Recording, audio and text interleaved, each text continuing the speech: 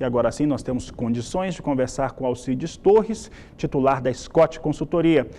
Vamos falar aí sobre a pecuária brasileira, negociações, e vamos começar falando sobre confinamento, Alcides. Eu queria saber um pouco mais a respeito do Confina Brasil, esse trabalho que deve monitorar boa parte dos animais confinados no país. Como que ele será realizado? Qual que é a importância para se entender melhor esse setor? Boa tarde, Alcides. Seja bem-vindo. Boa tarde, obrigado aí pelo convite. O Confina Brasil é uma expedição, já é a segunda edição que a Scott Consultoria está fazendo, e ela tem por objetivo recolher informações da pecuária intensiva no Brasil, né? Gado confinado e gado semi-confinado. Tá? Ou seja, pegar aqueles números que a gente fica repetindo, né? E conferir se eles são realmente verdadeiros. Nós vamos mapear aproximadamente 40% do gado confinado no Brasil, 2/5, né? Sendo que desse total 20% a gente vai fazer visitas em loco, em 3 expedições, e 20% a gente vai atualizar os dados que nós colhemos no ano passado. A ideia é, em 5 anos, a gente ter um verdadeiro censo da pecuária intensiva no Brasil.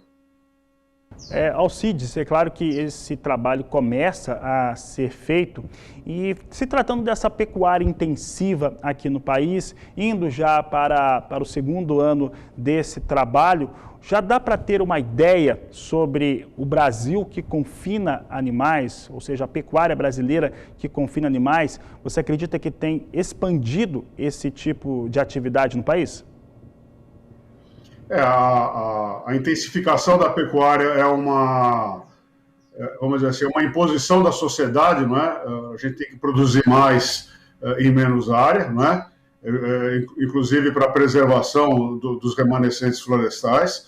E a pecuária brasileira é profissional, viu, Fabiano? Os números que a gente pega são números top de linha.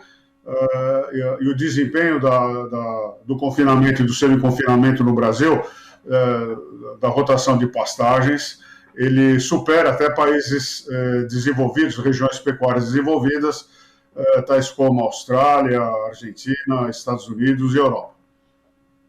Tá certo, Alcides, e eu quero conversar com você também a respeito das questões ligadas à pecuária brasileira, agora falando um pouco mais de mercado.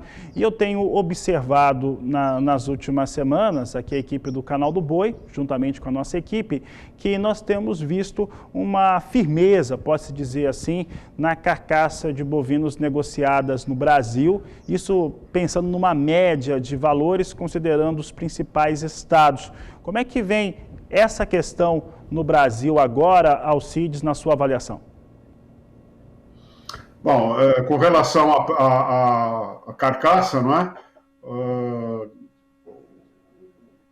O peso da carcaça brasileira ele tem aumentado, não é? Tanto é que há 30 anos a gente mandava para o abate um boi de 16 arrobas e meia, 16 arrobas, e hoje a gente está mandando para o abate bovinos entre 18 e 20 arrobas, tá? Então, naturalmente, você vai ter uma carcaça mais pesada. Esse também foi um dos resultados do Confina Brasil do ano passado. E se você quiser acompanhar, você vai no www.confinabrasil.com ou no Instagram, @confinabrasil. Agora, com relação a esse aumento de peso, ele também já é uma resposta à adoção de tecnologia, e vem também em função de estímulos econômicos, né? Mesmo porque o animal de reposição subiu de preço e o terminador precisa agregar mais peso à carcaça para fazer frente à elevação da arroba dos bovinos para a reposição. Alcides, há algumas semanas o IBGE ele divulgou os números para o primeiro trimestre no Brasil e apresentou uma recuperação no crescimento econômico que colocou a economia brasileira nos patamares que estavam antes do início da pandemia. Portanto, números positivos em relação ao crescimento econômico, principalmente do PIB, no primeiro trimestre deste ano. Você acredita que esses números, principalmente se confirmando agora no segundo trimestre, e a economia andando dessa forma, dá suporte para o consumo de carne bovina e principalmente abre espaço para que se tenham novas altas, inclusive para que o mercado possa absorver novas altas no cenário interno brasileiro? Esses números são estimulantes, não é? Só que essa riqueza, quer dizer, quando sobe o PIB, a gente está dizendo que aumentou a riqueza da população, não é? Isso precisa ser transferido para a população. Nós não sentimos isso ainda. A gente tem uma queda do consumo de carne bovina e a gente, como você bem disse, agora a gente está em plena entre-safra do capim, em plena entre-safra do boi gordo, e a cotação da arroba tende a subir, tá? Mas a gente está também com uma oferta menor, sabe? Então, existe um conjunto de fatores que estão se equilibrando. De qualquer maneira, nesse período de pandemia, o agronegócio brasileiro ele apresentou crescimento, o PIB do agronegócio sempre foi positivo, e nós conseguimos, em certa medida, bancar, vamos dizer assim, o desenvolvimento brasileiro. Se você pegar as outras indústrias, né, comércio, a indústria, serviços, todos eles tiveram um desempenho negativo e o agronegócio não. O agronegócio teve um desempenho positivo. Alcides, falando um pouco a respeito dessas questões que impactam o pecuarista na fazenda.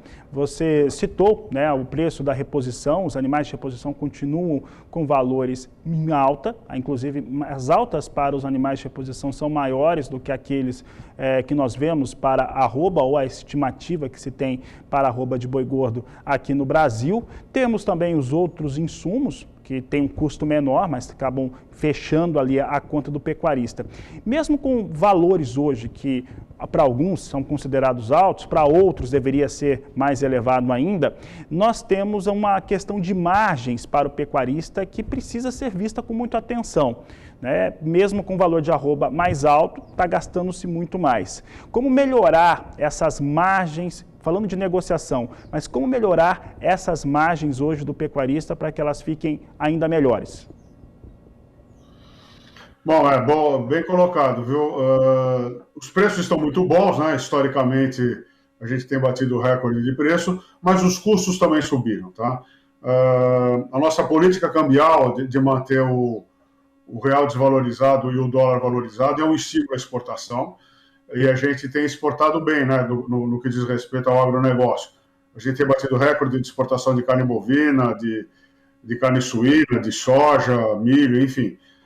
E isso acaba encarecendo. Se de um lado ajuda a exportar, o dólar elevado ele penaliza a importação, né, e tudo que a gente consome no campo.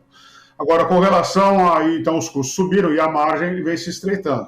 De qualquer forma, a expectativa para esse semestre é de preços altos para a arroba do boi gordo e margem de lucro para o pecuarista. Temos uma mudança no que diz respeito ao confinamento, né? Confinamento de menor porte, os donos desses rebanhos, eles estão desistindo de confinar e transferindo as suas boiadas para os boiadas, né? Para os confinamentos de maior porte, que tem escala de produção e consegue, dessa maneira, fazer ter um custo mais barato, sabe? Então a gente vive alguns paradoxos, né? A gente tem fazendeiros deixando de confinar e tendo fila nos boitéis para pôr boiada, tá? De qualquer maneira, a gente imagina que a quantidade de cabeças confinadas ao longo desse ano seja semelhante à de 2020, viu, Fabiano? Alcides, falando desse fator, você acabou de falar a respeito da expectativa para o semestre de 2021, segundo semestre, e a expectativa do pecuarista de maneira geral é que se tenham valores bem mais elevados e pelo que nós temos conversado com o cliente do Canal do Boi, com telespectadores do Canal do Boi, há muita dificuldade em relação a pastagem disponível para os animais, a quantidade de animais ela é menor daquilo que está sendo trabalhado para outubro, para novembro, ela é menor e temos a dificuldade também de alimentação, seja por disponibilidade de pastagens, os maiores produtores sofreram bastante com a questão climática, com estiagem, isso trouxe um impacto bastante expressivo sobre as áreas de produção e, claro, os grãos ficaram com preços proibitivos, digamos dessa maneira, apenas grandes confinamentos conseguiram travar negócios ou têm as suas próprias produções para conseguir converter em carne. Dentro deste cenário, como que você acredita que será a oferta de boi gordo para aqueles meses no qual normalmente vemos as maiores altas e em relação aos preços também, o que deve acontecer com eles naquele momento, Alcides? Olha, você está fazendo perguntas difíceis, viu? Uma das soluções, eu esqueci de acrescentar na resposta anterior, é a adoção de tecnologia, tá? E a tecnologia que dá recurso. A produção sem o uso de conhecimento fica cada vez mais difícil e o mercado está dizendo isso, tá? Então, uma das alternativas para melhorar sua margem econômica é uso de tecnologia, evitar desperdício, tá? Nós devemos ter um ano seco esse ano, né, um ano de deficiência hídrica, está pintando aí racionamento de energia elétrica por falta de geração de energia em função da seca, né? Então o pecuarista, não só o pecuarista, mas a agricultura de maneira geral vai enfrentar um segundo semestre difícil, tá? A solução é reserva de comida para a seca, tá? Então, aquele grupo de produtores que se preveniu, fez reserva de alimento, fez silagem de milho, silagem de capim, fez diferimento de pastagem, se preparou para esse momento difícil, ele vai se sair bem, tá? Agora, os custos subiram mesmo e o nível de oscilação é outro patamar, tá? E isso deve continuar assim até o ano que vem, viu, Fabiano? Esse ciclo de alta deve se estender ao longo de 2001, entrar em 2022 e só arrefecer lá em 2023, sabe? E esse é o desafio. Agora, o que se espera, vamos dizer assim, eu não vejo por onde o grão abaixar de preço, então uma das alternativas é a produção própria de alimentos, né? Feno, silagem, capim de boa qualidade, fertilização do solo, né? Todo um conjunto de tecnologias que fazem que o capim fique perene, tá? Ou seja, é uma resposta muito difícil com várias alternativas, né? Certamente, o que a gente vai ver? Todo aquele pessoal que tem boi em pasto vai buscar socorro em alternativas clássicas, como cana-de-açúcar, picada, capineira, essas coisas todas, porque se confirmado as previsões meteorológicas, nós teremos aí um segundo semestre difícil, viu, Fabiano?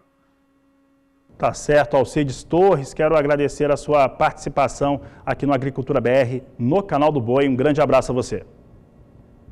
Um grande abraço, bom trabalho, boa saúde a todos. A você também, Alcides, e a toda a equipe da Scott Consultoria.